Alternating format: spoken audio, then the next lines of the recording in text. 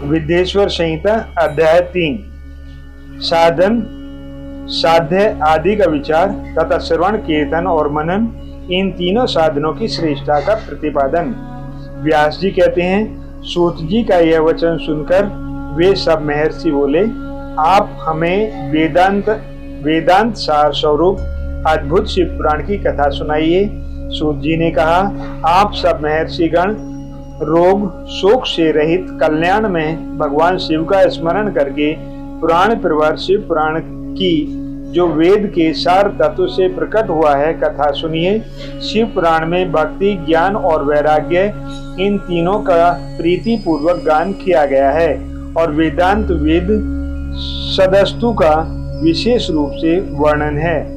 इस वर्तमान कल्प में जब सृष्टि कल्प आरंभ हुआ था, उन दिनों 6 कुलों के महर्षि परस्पर वाद विवाद करते हुए कहने लगे, अमुक वस्तु सबसे उत्कृष्ट है, अमुक नहीं है। उनके इस विवाद ने अत्यंत महान रूप धारण कर लिया। तब वे सब के सब अपनी शंका के समाधान के लिए सृष्टिकर्ता अविनाशी ब्रह्मा जी के पास गए और हाथ जोड़कर विनय भरी वाणी से बोले, प्रभु, आप संपूर्ण जगत को धारण करने वाले तथा समस्त कारणों के भी कारण हैं। हम यह जानना चाहते हैं कि संपूर्ण तत्वों से परे परातत्पर पुराण पुरुष कौन है। ब्रह्मा जी ने कहा, जहाँ से मन सहित वाणी उन्हें न पाकर लौटाती है तथा जिनसे ब्रह्मा, रुद्र और इंद्र आदि से युक्त यह संपूर्ण जगत समस्त भूतों एवं इंद्रियों के साथ पहले प्रकट हुआ है, वे ही ये देव महादेव सर्वज्ञ एवं संपूर्ण जगत के स्वामी हैं।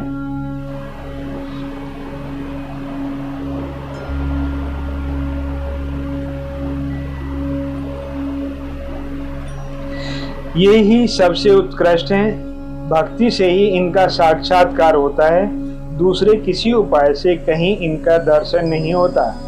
रुद्र, हरिहर तथा अनन्य देवेश्वर सदा उत्तम भक्ति भाव से उनका दर्शन करना चाहते हैं। भगवान शिव में भक्ति होने से मनुष्य संसार बंधन से मुक्त हो जाता है। देवता के कृपा प्रसाद से उनमें भक्ति होती है और भक्ति से देवता का कृपा प्रसाद प्राप्त होता है। ठीक उसी तरह जैसे यहाँ अंकुर से बीज और बीज से अंकुर पैदा होता है, इसलिए तुम सब ब्रह्मऋषि भगवान शंकर का कृपा प्रसाद प्राप्त करने के लिए भूतल पर जाकर वहां सैकड़ों वर्ष तक चालू रहने वाले एक विशाल यज्ञ का आयोजन करो। इन यज्ञपति भगवान शिव की ही कृपा से वेदोक्त विद्या के सारभूत साध्य साधन का ज्ञान होता है। शिव की प्राप्ति ही साध्य है, उनकी सेवा ही साधन है तथा उनके प्रसाद से जो नित्य नैमित्तिक आदि फलों की ओर से निष्प्रय होता है वही साधक है। वेदोक्त कर्म का अनुष्ठान करके उनके महान फल को भगवान शिव के चरणों में समर्पित कर देना ही परमेश्वर पद की प्राप्ति है। वही शालिक्य आदि के क्रम से प्राप्त होने वाली मुक्ति है। उन पुरुषों को की भक्ति के अनुसार उन सबको उत्कृष्ट फल की प्राप्ति होती है। उस भक्ति के साधन अनेक प्रकार के हैं, जिनका साक्षात महेश्वर ने ही प्रतिपादन किया है। उनमें से सारभूत साधन को संक्षिप्त करके मैं बता रहा हूँ। कानों से भगवान के नाम गुण और लीला का श्रवण, वाणी द्वारा उनका कीर्तन तथा मन के द्वारा उनका मनन, इन तीनों के महान साधन कहा गया है। तात्पर्य यह है कि महेश्वर का श्रवण, कीर्तन और मनन करना चाहिए। यह श्रुति का वाक्य हम सबके लिए प्राणभूत है। इसी साधन से संपूर्ण मनोरथों की सिद्धि में लगे हुए आप लोग परम साध्य को प्राप्त होंगे। लोग प्रत्यक्ष वस्तु को आंख से देखकर उसमें प्रवृत्त होते हैं, परंतु जिस वस्तु का कहीं भी प्रत्यक्ष दर्शन नहीं होता, उसे श्रवणेन्द्रियों द्वारा जान सुनकर मनुष्य उसकी प्राप्ति के लिए चेष्टा करता है। अतः पहला साधन श्रवण ही है।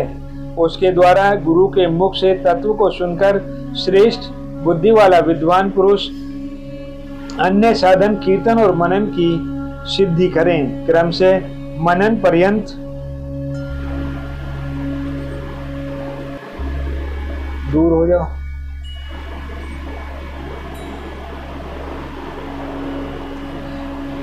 अतः पहला साधन श्रवण ही है। उसके द्वारा गुरु के मुख से तत्व को सुनकर श्रेष्ठ बुद्धि वाला विद्वान पुरुष अन्य साधन कीर्तन एवं मनन की सिद्धि करे। क्रम से मनन पर्यंत इस साधन को अच्छी तरह साधना कर लेने पर उसके द्वारा सालोक्य आदि के क्रम से धीरे धीरे भगवान शिव का संयोग प्राप्त होता है। पहले सारे अंगों के रोग नष्ट हो जाते हैं, फिर सब प्रकार का लौकिक आनंद भी विलीन हो जाता है। भगवान शंकर की पूजा, उनके नामों के जप तथा उनके गुण रूप विलास और नामों का युक्ति परायण चित्त के द्वारा जो निरंतर परिशोधन या चिंतन होता है उसी को मनन कहा गया है। वह महेश्वर की कृपा दृष्टि से उपलब्ध होता है। समस्त श्रेष्ठ साधनों में प्रधान या प्रमुख कहा गया है। सूत जी कहते हैं, मुनीश्वरों, इस साधन का महात्म्य बताने के प्रसंग में मैं आप लोगों के लिए एक प्राचीन वृतांत का वर्णन करूंगा, उसे ध्यान देकर आप सुने। पहले की बात है, पराशर मुनि के पुत्र मेरे गुरु वेद व्यास जी सरस्वती नदी के तट पर तपस्या कर रहे थे। एक दिन सूर्य तुल्य तेजस्वी विमान से यात्रा करते हुए भगवान सनत कुमार अकस्मात वहां जा पहुंचे। उन्होंने मेरे गुरु को वहां देखा। वे ध्यान में मग्न थे। उससे जगने पर उन्होंने ब्रह्मपुत्र सनत कुमार जी को अपने सामने उपस्थित देखा। देखकर वे बड़े वेग से उठे और उनके चरणों में प्रणाम करके मुनि ने उन्हें अर्घ्य दिया और देवताओं के बैठने योग्य आसन भी अर्पित किया। तब प्रसन्न हुए भगवान सनत कुमार विनीत भाव से खड़े हुए और व्यास जी से गंभीर वाणी में बोले, मुनि, तुम सत्य वस्तु का चिंतन करो। वह सत्य पदार्थ भगवान शिव ही हैं, जो तुम्हारे साक्षात्कार के विषय होंगे। भगवान शंकर का श्रवण कीर्तन मनन ये तीनों महत्तर साधन कहे गए हैं। ये तीनों ही वेद सम्मत हैं।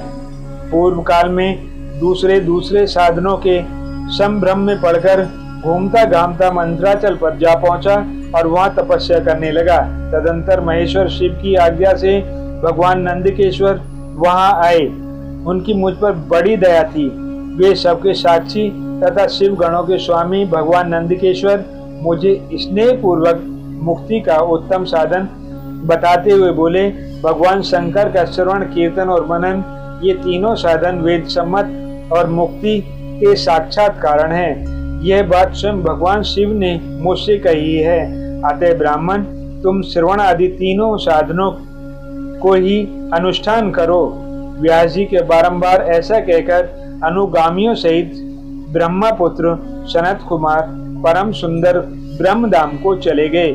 इस प्रकार पूर्व काल में उस उत्तम वृतांत का मैंने संक्षेप में वर्णन किया है। ऋषि बोले, सूत जी, श्रवण आदि तीनों साधनों को आपने मुक्ति का उपाय बताया है, किंतु जो श्रवण आदि तीनों साधनों में असमर्थ हो वह मनुष्य किस उपाय का अवलंबन करके मुक्त हो सकता है? किस साधनभूत कर्म के द्वारा बिना यत्न के ही मोक्ष मिल सकता है? इस प्रकार विद्येश्वर संहिता का अध्याय 3 और 4 समाप्त हुआ। ओम नमः शिवाय। हर हर महादेव, हर हर महादेव।